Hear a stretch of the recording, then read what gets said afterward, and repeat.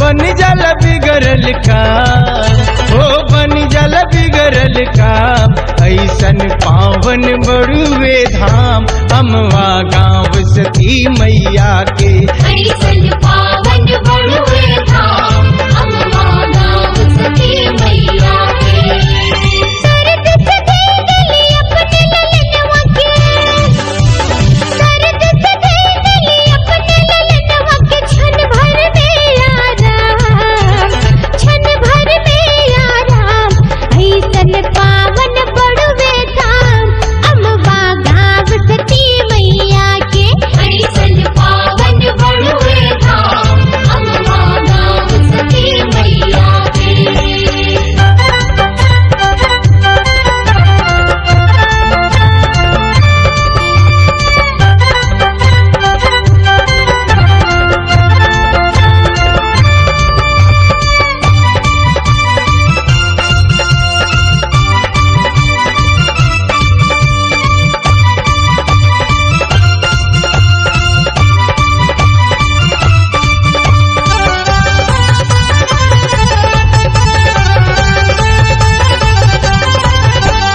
सुखावा के नाश होला, सुखावा के बास होला। धरेला जे माई के ध्यान हो, धरेला जे माई के ध्यान।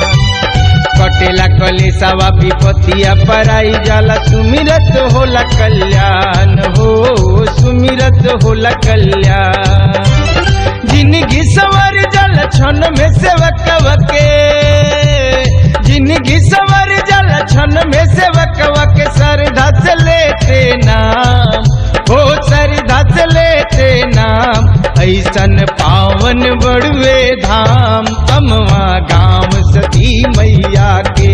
ऐसन पावन बड़ुए धाम अमवा गाँव सती मैया के। जय जय सती मैया, जय जय सती मैया।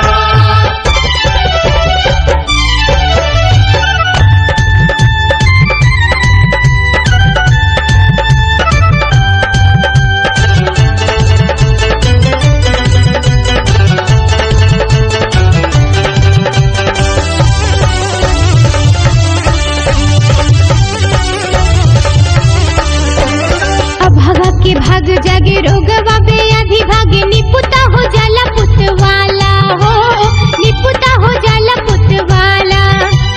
महुआ के छाव ठाव सत्य के शरणिया में। भगता जवन चुमी जाला हो, भगता जवन चुमी जाला। सुखवा सकुनवा के झर जहाँ हीरा मोती, सुखवा सकुनवा के झर जहाँ हीरा मोती। पल पल आठो जाम, पल पल आठो जाम। ऐसन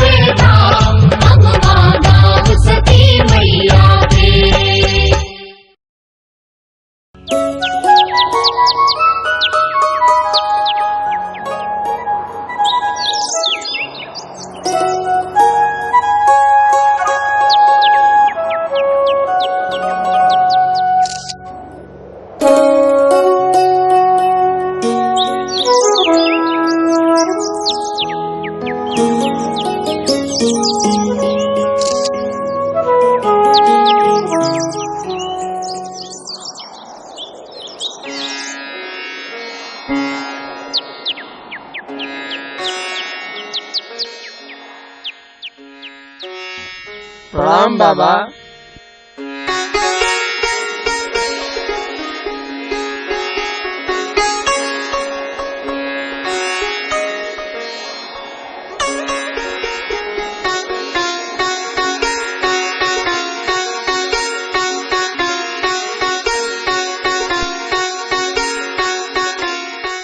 बाबा, हम लोग पुरातत्व विभाग से आए हैं। इस स्थान और सती माता के बारे में हम लोगों ने काफी कुछ सुन रखा है।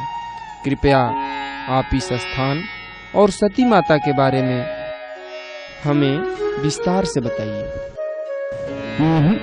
वेशभूषा से तोहन लोगन शहरी लागत बाड़ा जा, हमारा बात पर तहन लोगन के विश्वास ना हुई। यहाँ से जा लोगन, हम कुछ ना बताए। बाबा ऐसा मत बोलिए, हमें आपकी बातों पर पूरा विश्वास है, कृपया बताइए ना। हाँ बाबा, बताइए ना। अच्छा, तहन लोगन ना मनबा तो सुन। आज से बहुत साल पहले दौलतपुर गांव में भीषण बाढ़ आई।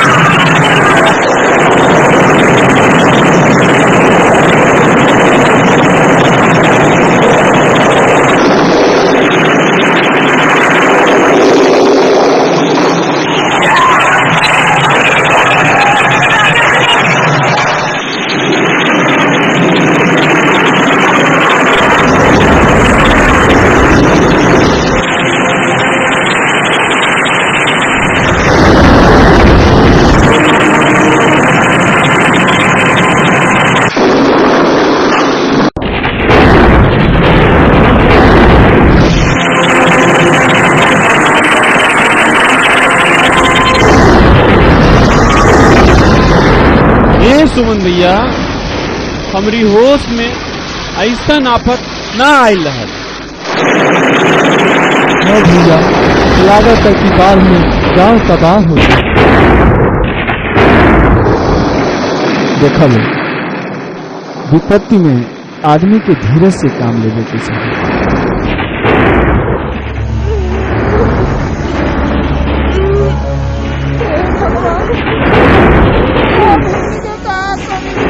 घबराए के बात नहीं खे, तनी रउआ सबे हुने मुंह करी था और खबरवा देई था।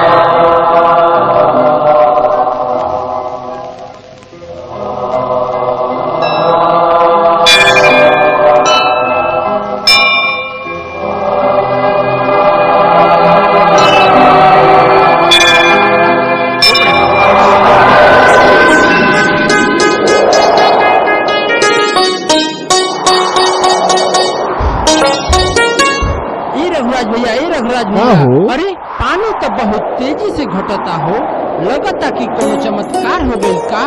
अरे हाँ हो। ए भौजी, हम कोनो सपना तो नहीं देखत नु। अरे ना नि फिकिर ना, तू सचहु चाचा बन गिला। चाचा बन गई। जय गंगा मैया, जय गंगा मैया।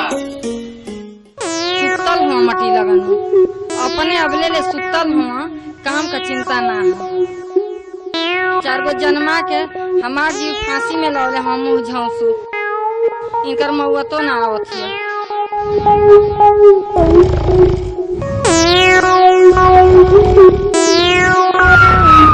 आज रे करम जोर गई दादा। सारी दुनिया अपन ही काम कर गई। ई मटी लगना सूत के अब नाक बजावत। 4 गो जन्मा के बेरा सुतल बा मटी लगना।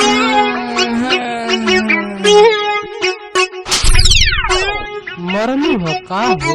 बताई। अरे पति तो पत्नी खातिर परमेश्वर होला और तू जौन बात उनकी भूलैले गदहा लेखा मारा ताड़ू हो। जाता नहीं है हमारा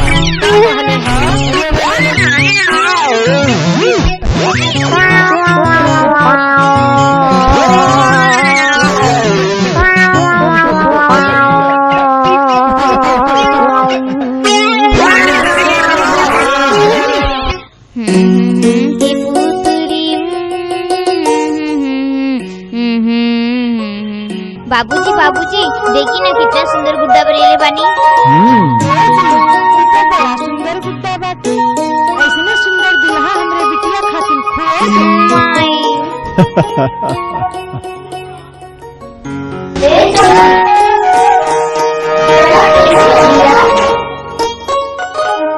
बाबूजी बाबूजी हम खेले जाएं?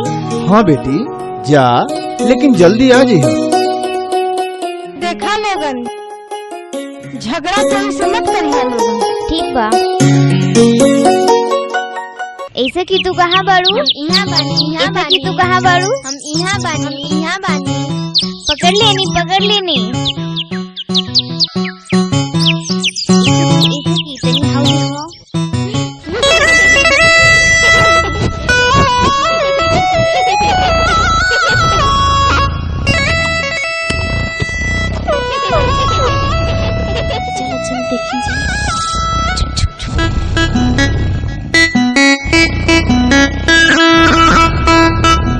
निफिकिर चाचा, ए निफिकिर चाचा।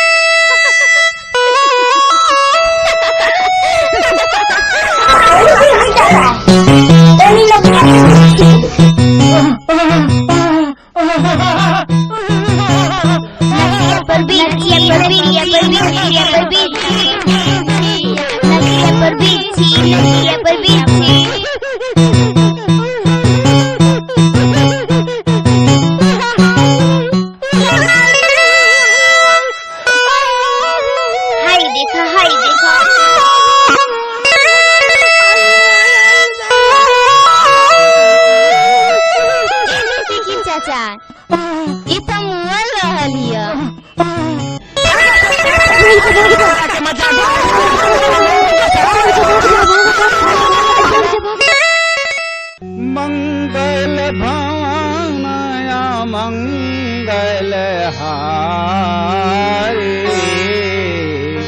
प्रभु सुदशरथ अजीर बिहारी। प्रणाम काका जी। आवा बेटा परमल बैठ।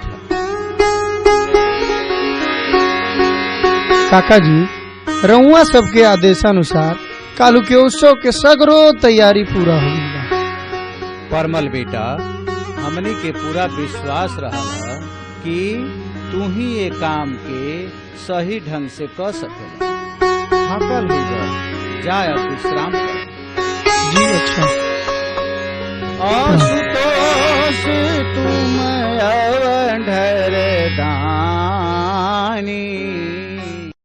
का कहीं हो, सही बर मिलल बहुत मुश्किल काम बा। आजकल बहुत परेशानी बा।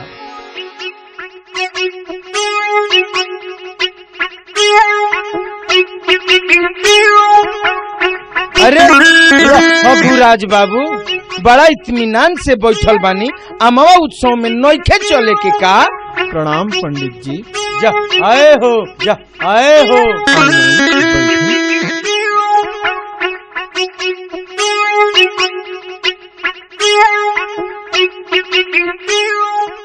बिटिया, ए बिटिया, पंडित जी के जल पानी कराव। और कहीं का बताई पंडित, कल है तो 4 दिन बाद लौट के आई है। बबुनी की शादी की चिंता से कुछ अच्छा नहीं खेला। तो में चिंता कहा करे के बा, चली तो यार हो जाई। अमावा में हरदलन सिंह के इका बाड़े जी। ओ जे चलल जाओ जी अच्छा। भी देख लियल जाई। उनका हेटवा के भी देख लियल जाई।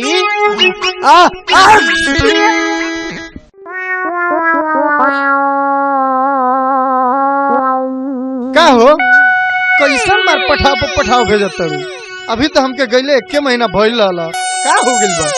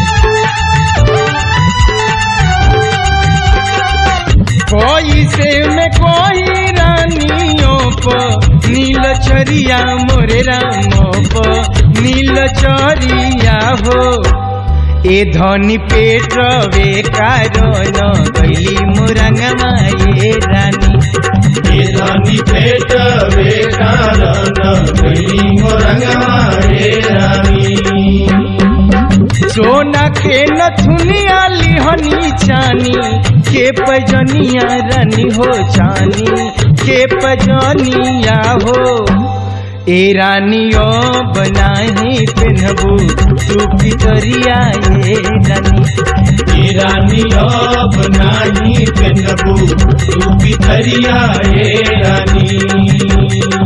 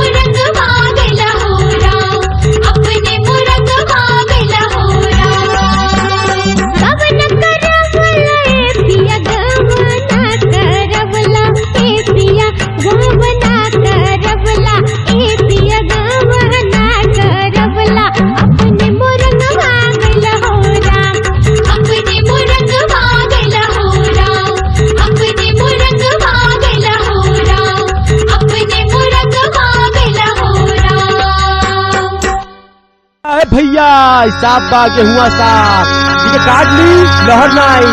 देखी रहुआ लगा देखी साफ बा साफ गेहुआ साफ बा जिके दस नहीं लहर ना आई। बड़ी खतरनाक साफ बा। देखा इस साफ का तमाशा देखा हो भैया लोग।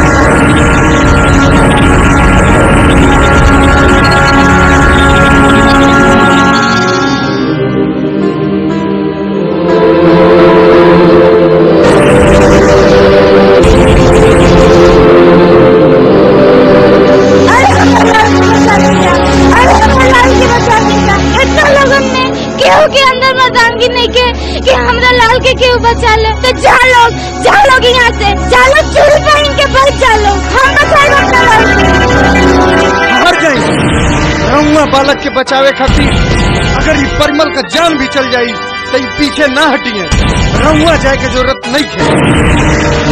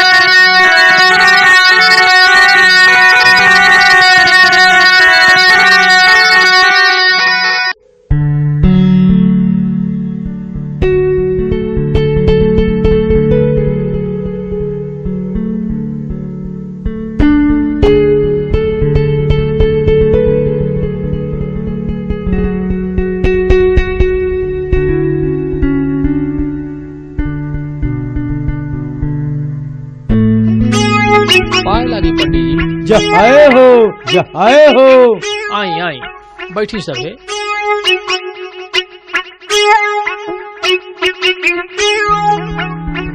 रामू जल पान का व्यवस्था कर।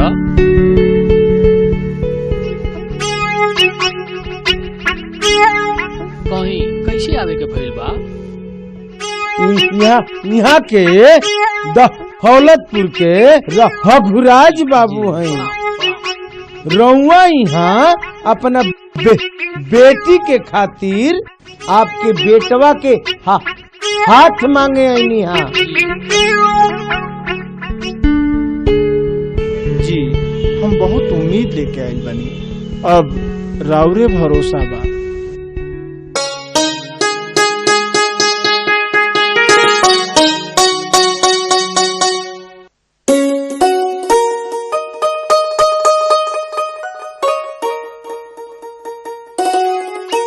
ठीक बा पहले जल जलपान करी सबे।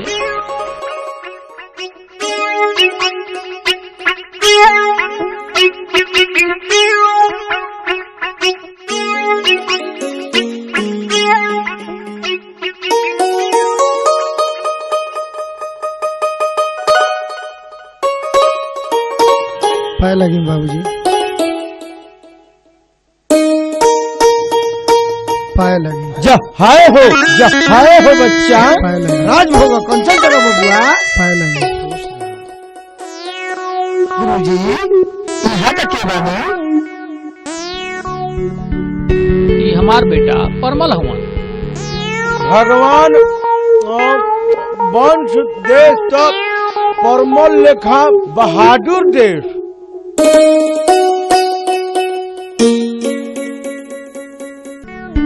तो हम का समझी? एकदम पक्का कारण दलन बाबू। हाँ काहे ना।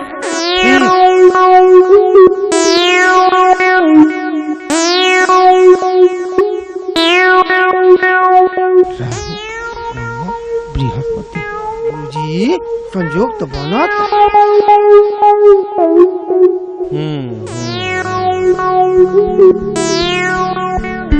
अच्छा प्रणाम। हाय हो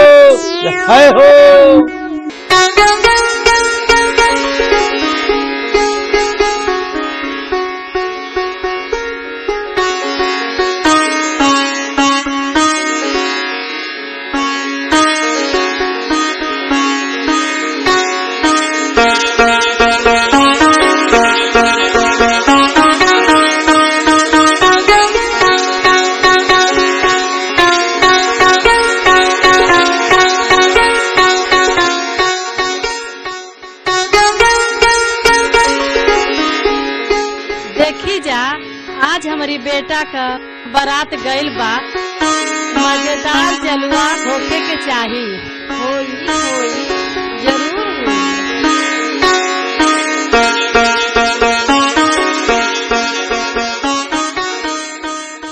बड़ी बात बोला, कहा कुछ खिला डोला, चाहे भी चैन मारो, नहीं लगा बोला।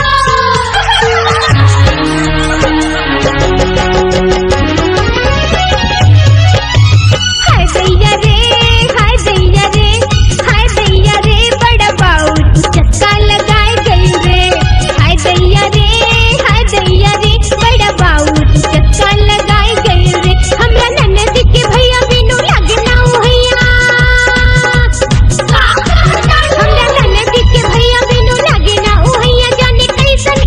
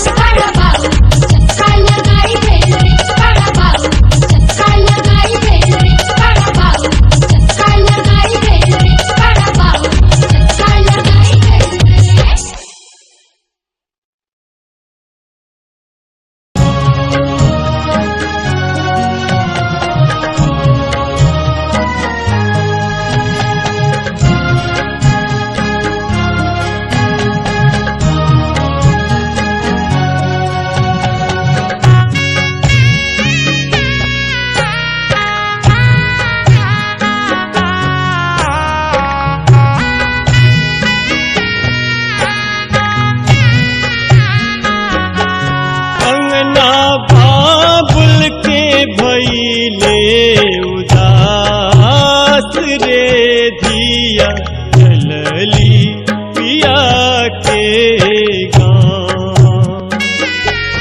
अंगना बाबुल के भइले उदास रे धिया चलली पिया के गाँव। अंगना बाबुल के भइले उदास रे धिया चलली पिया के गाँव। अंगना बाबुल के भइले उदास रे धिया चलली पिया के गाँव। ओ धिया चलली पिया के गाँव।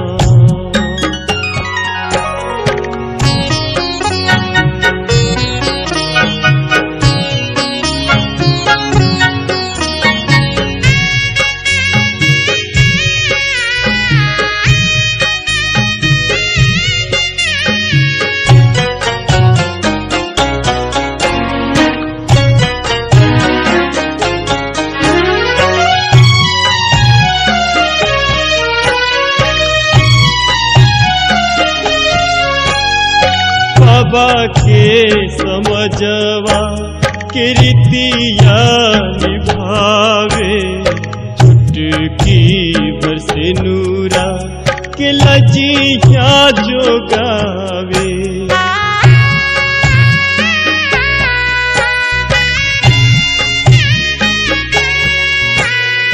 बाबा के समझवा के रीतिया निभावे चुटकी बसे नूरा के लजिया जो गावे। मन में सुखावा के धैले विश्वास धिया चलली पिया के गाँव रे। धिया चलली पिया के गाँव रे। धिया चलली पिया के गाँव। धिया चलली पिया के गाँव। धिया चलली पिया के गाँव।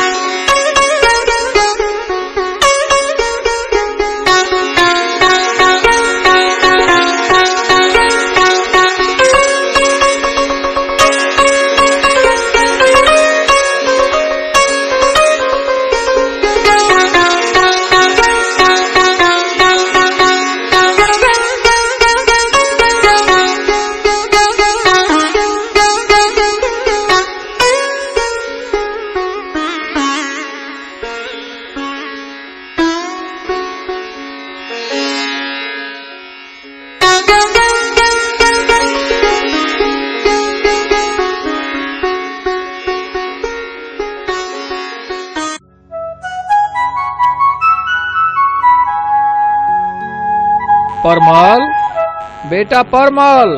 जी बाबूजी आईनी।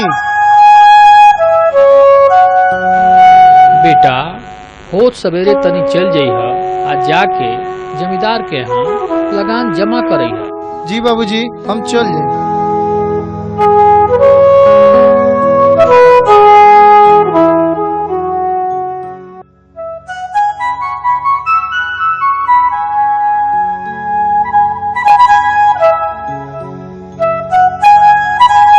बहू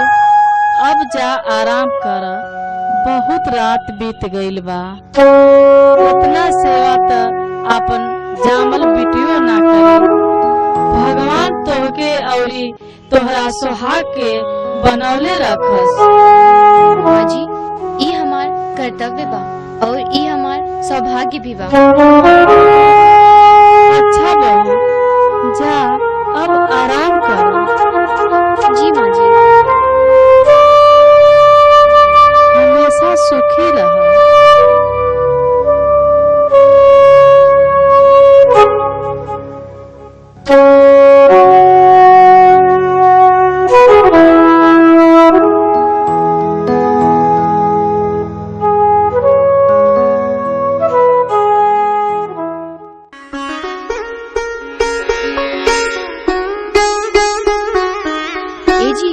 बड़ा जल्दी सूत गई नी। कालू हमके सुबह जल्दी जगा दी है, कहीं जाए के बाद। ठीक बाटे, रहूं आराम करी।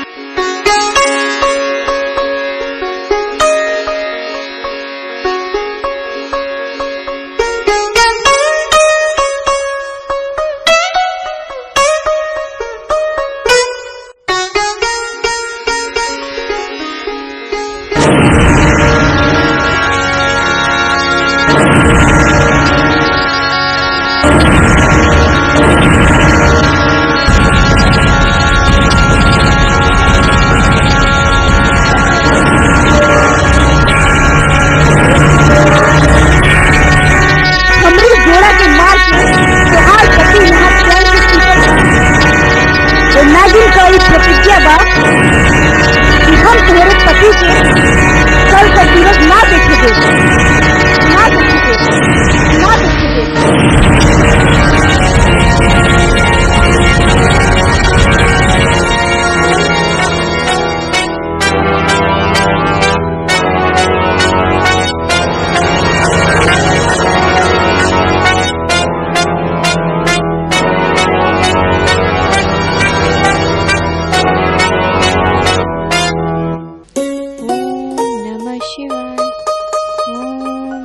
शिवाय।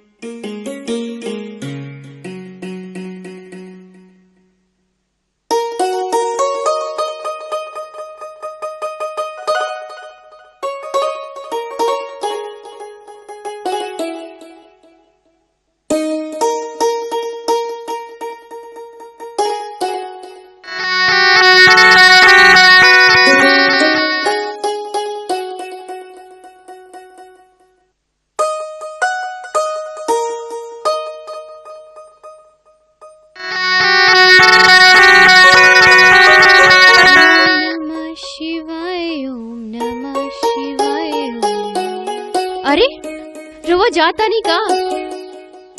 हमके जगोलू है ना, कितना देर हो गई।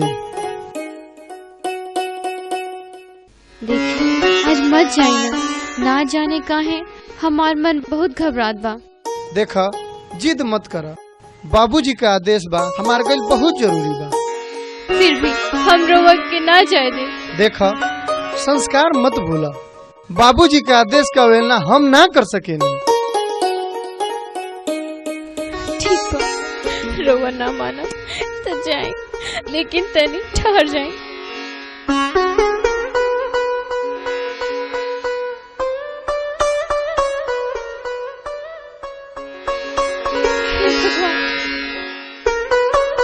आपकी सुहाग की रक्षा करिए।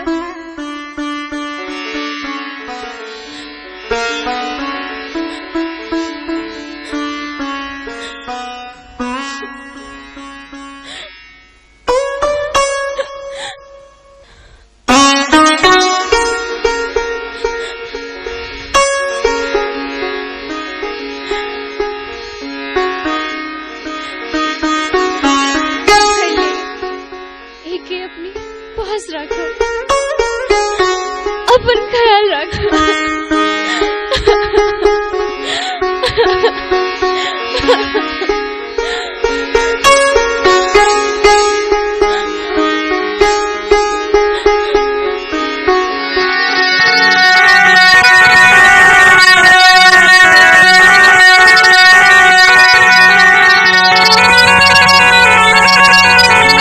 परमल भैया बड़ा उदास बाड़ा। का बात बा? ई तू ना बुझबा।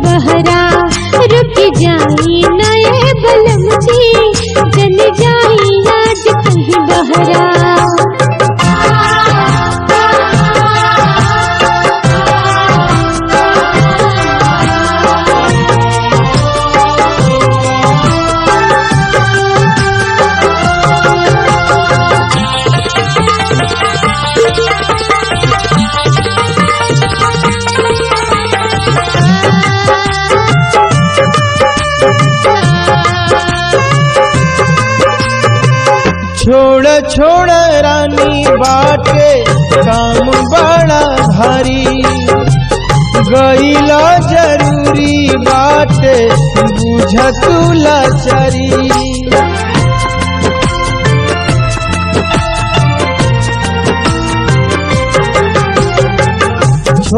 छोड़ा रानी बाटे काम बड़ा भारी गईला जरूरी बाटे बुझ तू लाचारी तोहरा से नूरवा के बिगाड़ी हमरा पतहरोबा बिरतिया के पहरा रुक जाई नए बलम जी जनी जाई राज कहीं बहरा रुक जाई नए बलम जी जनी जाई राज कहीं बहरा आ जाने का है दो धड़कत बजियरा रुक जाई नए बलम जी जन जाई आज कहीं बहरा रुक जाई नए बलम जी जन जाई आज कहीं बहरा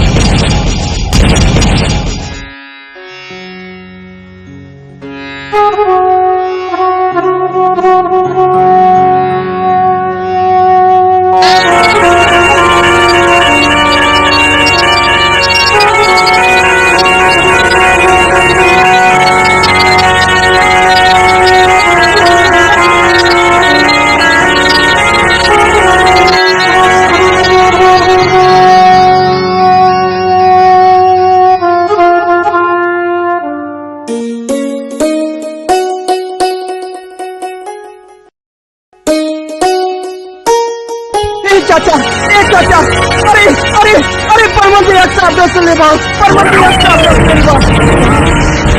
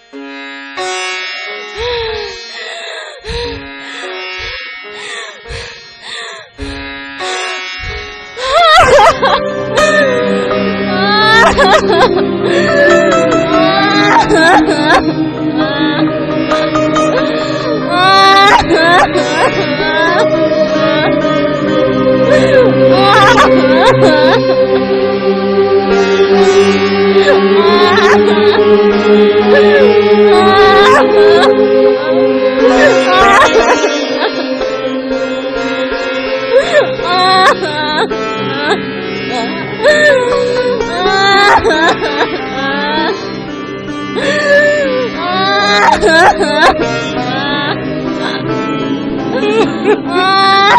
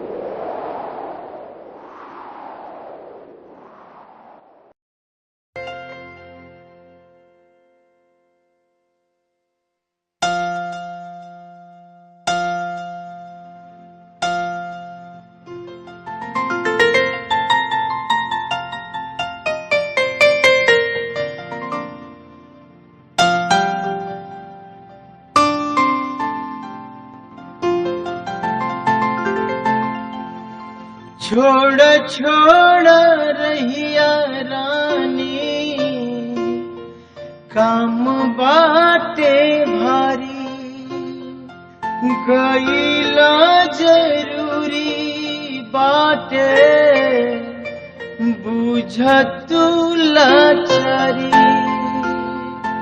तोहरा से नूरवा के केहू का बिगारी, हमरा पर तोहरो बा पीरितिया के पहरा।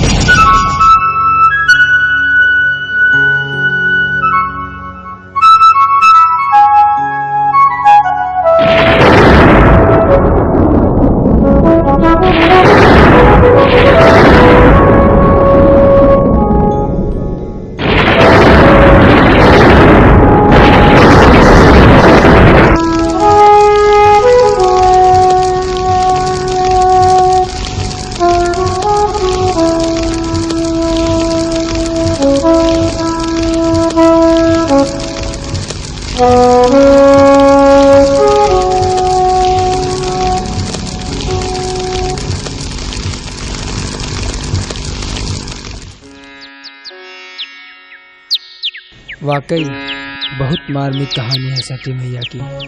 सब कुछ तो ठीक है बाबा, लेकिन यह कैसे सिद्ध हुआ कि इस स्थान पर आने पर सांप के विष का असर समाप्त हो जाता है? बतावतानी अमावस के रात में एक बच्चा के सांप काट ले।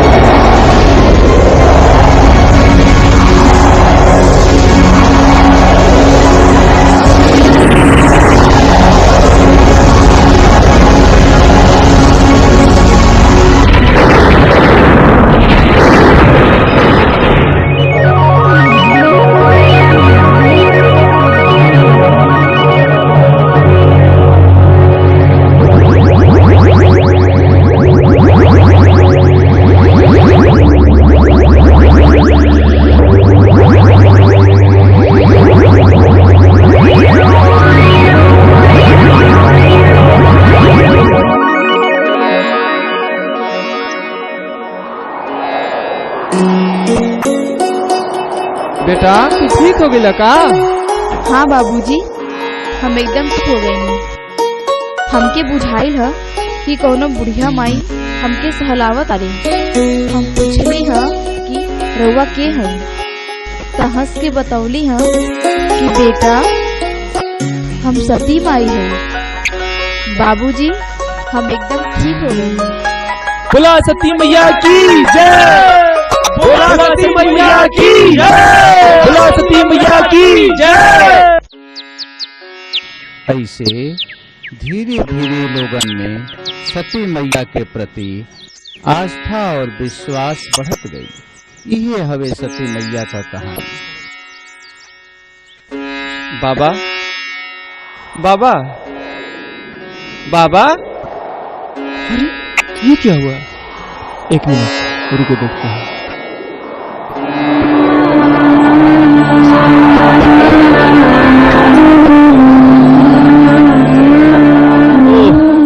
लगता है सती महिमा का बखान हम लोगों से बताने लिए ही बाबा अब तक जीवित है। जय सती मैया।